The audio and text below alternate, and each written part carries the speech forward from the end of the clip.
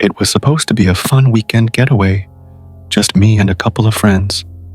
We had all been working nonstop, and we thought it would be good to get away from the hustle and bustle.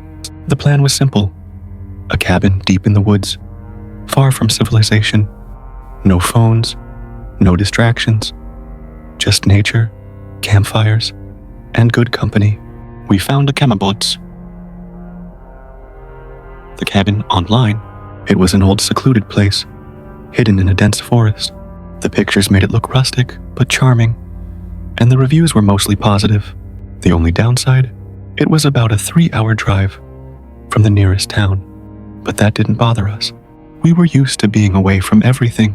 We arrived late in the afternoon. The sun was already beginning to set, casting long shadows through the trees as we pulled up. The cabin was everything we expected. Old, creaky, with a roof that looked like it might cave in any minute. But still, it had a certain charm, the kind of place you see in horror movies before everything goes wrong. There was something odd about the area, though. The woods were incredibly still, too still. There wasn't a single bird singing, no rustling in the bushes, just the sound of our footsteps crunching on the leaves as we unloaded our bags. After we got everything inside, we started a fire outside. The crackling flames were comforting, and we laughed as we sat around, telling stories and sipping on beers. It felt like the perfect night, but then it happened. At first, it was subtle, just a sound in the distance, a soft crack of a twig snapping. I thought it was probably an animal, maybe a deer or a raccoon. But then the sound came again, closer this time. I glanced over at my friends, but they were too busy with their own conversation to notice. I decided to go check it out myself. I grabbed a flashlight, called out to my friends that I was going for a quick walk, and headed toward the woods. The trees were tall, and the darkness between them was thick. I couldn't shake the feeling that something was watching me. My footsteps seemed too loud against the silence of the forest. As I walked deeper into the trees, I could hear it again. The unmistakable sound of something shifting in the woods. A large animal? Or maybe a person? My mind raced, and I felt my heart beat faster as I shone the flashlight around, trying to spot whatever was making the noise. The beam of light landed on something strange, a shape, barely visible, standing between two trees. It was too tall to be an animal, and it wasn't moving, just standing there, still as stone. I took a step closer, my breath catching in my throat. The figure didn't move, didn't even blink. I could see the faint outline of a person, but their features were impossible to make out. Suddenly, the figure vanished into the shadows without a sound. It was as if it had melted into the night. My stomach turned, and I ran back to the cabin. My heart was pounding in my chest, my legs shaking. I didn't even stop to explain when I burst through the door, my friends looking up in surprise. "What happened?" my friend Sarah asked, a concerned look on her face. "There's someone out there," I said, my voice trembling. "I saw something in the woods." My friends laughed it off. "You're just spooked from being out here, man." "There's no one out there," Jack said, trying to reassure me, but I couldn't shake the feeling. The image of that figure, standing so still, stayed with me. I didn't sleep that night.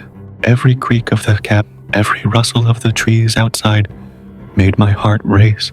The next day, we decided to explore the area, hoping to ease my nerves. But things only got worse. As we wandered through the woods, we came across an old shack about a mile from the cabin. It was small, dilapidated, and looked like it had been abandoned for years. The roof was caving in. The door hung off its hinges, and the windows were shattered. It felt like something out of a nightmare. "We should go inside," Jack suggested, already heading toward the door. "Are you serious?" I asked. "That place looks like it's about to fall down." But they were already inside, laughing and joking as if there was nothing wrong. I hesitated for a moment, but eventually followed. The inside of the shack was covered in dust, the air stale with the smell of mildew. We poked around, but there was nothing much to see, just broken furniture and debris, until we found something strange. In the corner of the room, behind a pile of old crates, there was a large, dusty trunk. It was old, but it didn't look like it belonged there. "What do you think's inside?" Sarah asked, her voice laced with curiosity. I didn't want to open it. Something about that trunk felt wrong, like it had been left there for a reason. "But of course," Jack insisted, and we all gathered around as he opened it. Inside, there was nothing but old clothes and a few dusty books. But as Jack moved the clothes aside, something fell out. It was a small, leather-bound journal. Jack picked it up, wiping the dust off the cover. "This looks old," he said, flipping it open. The pages inside were filled with strange symbols, ones that none of us recognized. The more Jack flipped through, the more uneasy I felt. "Guys, we need to get out of here," I said, my voice shaking. But they didn't listen. Suddenly, Jack stopped. "Listen to this," he said, his voice low. "It says, 'They watch from the woods. They never leave.'" The room went dead silent. The air felt thick, like it was pressing in on us. I glanced around, feeling the same cold shiver run down my spine that I had felt last night. "What does that mean?" Sarah whispered. "I don't know," Jack said, closing the book with a snap. "But it doesn't feel right." We quickly left the shack and made our way back to the cabin. I could feel something following us, even though there was nothing there. The woods felt alive, watching us with every step. That night, the unease reached its peak. We heard noises again, scratching at the windows, tapping at the door. My friends tried to brush it off, but I knew something wasn't right. I lay in my sleeping bag, eyes wide open, listening to the sounds outside. I couldn't tell if it was the wind or something else, but the air was thick with tension.